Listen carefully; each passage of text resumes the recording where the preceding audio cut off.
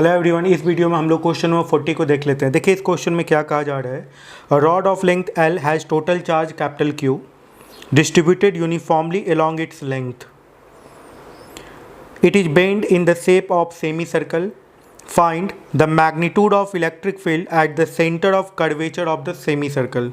ठीक है, तो Q चार्ज है जो कि L लेंथ के रॉड पे डिस्ट्रीब्यूटेड है। ठीक है, L लेंथ के रॉड पे Q चार्ज यूनिफॉर्मली डिस्ट्रीब्यूटेड है। अब इस रॉड को क्या कर दिया गया, सेमी सर्कल में मोड़ दिया गया। देखिए ये सेमी सर्कल में मुड़ गया है ना। अब इस पे चार्ज है, ओके, ये एक्स एक्सिस है, ये वाई एक्सिस है। इलेक्ट्रिक फील्ड कैलकुलेट करना है, इलेक्ट्रिक फील्ड कैलकुलेट करना है, यहाँ पे इस पॉइंट पे कैलकुलेट करना है। सबसे पहली बात, सेमी सर्कुलर रिंग के कारण इलेक्ट्रिक फील्ड इस पॉइंट पे होता कितना है, सबसे पहले हम लोग ये कैलकुलेट करते हैं। तो क्या करें कि थीटा एंगल जाके एक छोटा सा एंगल डी थीटा कंसीडर करते हैं।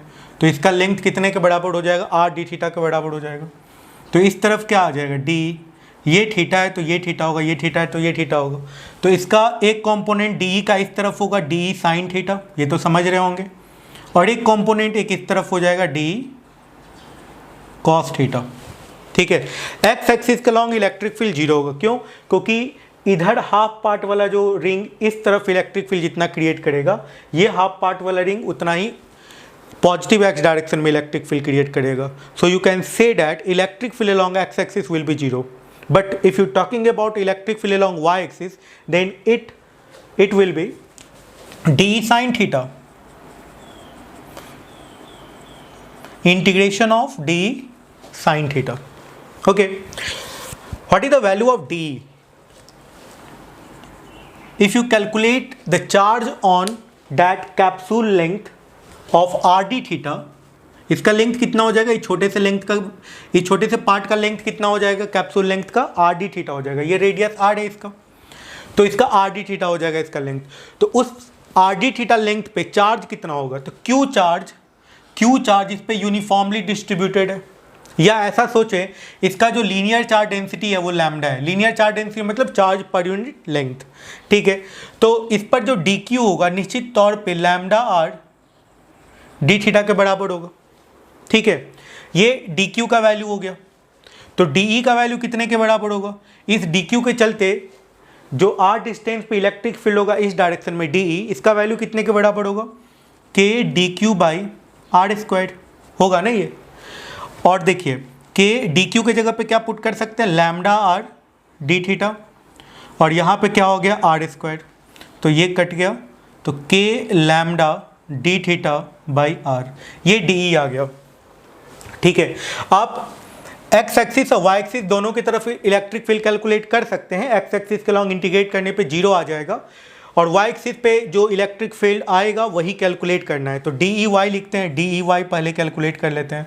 तो डी ई साइन थीटा होगा, है ना, तो ये हो जाएगा k lambda by r sine theta d theta, ये आ जाएगा। यहाँ पे इंटीग्रेशन लगाते हैं, तो ई वाई का जो वैल्यू आएगा ये आएगा k lambda by are integration of sine theta d theta.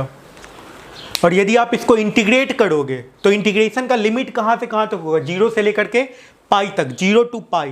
तो इसको इंटीग्रेट कर दीजिए जीरो से लेकर के पाई तक। साइन थीटा का इंटीग्रेशन क्या होगा, साइन थीटा का इंटीग्रेशन हो जाएगा माइनस कॉस थीटा, और फिर आप इसको वैल्यू पुट कर दीजिए, तो के लैम्डा बाई आर, इसका इंटीग्रेशन हो गया minus cos theta zero to pi, तो ये आ गया ई वाई का वैल्यू आ गया 2k लैम्डा बाई आर। ठीक है, इसी तरीके से यदि आप एक्स एक्सिस के लॉन्ग निकाले तो यहाँ पे साइन थीटा के जगह पे कॉस थीटा आएगा, तो ई एक्स का वैल्यू कितने के बराबर आ जाएगा, देखिए K lambda by are integration of cos theta d theta आएगा। तो के lambda by R, cos theta का इंटीग्रेशन क्या होते हैं, साइन थीटा, और साइन थीटा में आप क्या पुट कीजिएगा, जीरो पुट कीजिएगा, पाई पुट कीजिएगा, तो ये पूरा का पूरा कितना आ गया, जीरो। तो एक्स एक्सिस के लॉन्ग इलेक्ट्रिक फील्ड जीरो होगा, जो भी इलेक्ट्रिक फील्ड होगा वो वाई एक्सिस के लॉन्ग होगा, और वो किसके बराबर होगा, के 2k लैम्डा बाई आर के बराबर होगा। अब एक पॉइंट और है, देखिए यहाँ पे ना रेडियस का वैल्यू पता है ना लीनियर चार्ज डेंसिटी दिया हुआ है। तो चार्ज दिया हुआ और लेंथ दिया हुआ है, तो लीनियर चार्ज डेंसिटी तो पता चल गया Q बाई एल, ठीक है। और रेडियस, तो रेडियस का वैल्यू कितनी, इसका लेंथ L है ना, इसका लेंथ कितना L, तो L का वैल्यू कितने के बराबर है, पाई आर के बराबर। तो रेडियस का वैल्यू कितने के बराबर हो गया, रेडियस का वैल्यू कितने के बराबर हो गया, L बाई पाई के बराबर। ये रेडियस का वैल्यू हो गया L बाई पाई के बराबर। लीनियर चार्ज डेंसिटी हो गया। पुट कर दीजिए, electric field along Y axis निकाल लीजिए। Electric field along Y axis आप कैलकुलेट कर लीजिए। देखिएगा कितना आएगा electric field along Y axis, 2k, lambda की जगह पे क्या पुट कर देंगे, लैम्डा की जगह पे Q बाई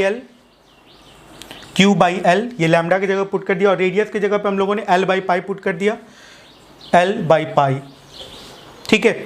तो आप k को 1/4 पाई एप्सिलॉन नॉट भी लिख सकते हैं, या इसको ऐसे भी छोड़ सकते हैं। तो 2k Q pi by L square आ गया, k को 1/4 पाई एप्सिलॉन नॉट लिख दीजिए। तो EY का वैल्यू आ गया 2/4 pi epsilon naught Q into pi by L square, pi से पाई कैंसिल आउट हो गया, ये 2 से कैंसिल आउट हो गया, तो ये कितने के बराबर आ गया, Q बाई 2 पाई तो कैंसिल हो चुका है, 2 epsilon not into L square. This is the value of electric field. और ये किस तरफ होगा, निगेटिव वाई एक्सिस के डायरेक्शन में होगा, Q by 2 epsilon not into L square. This is the value of electric field. Thank you.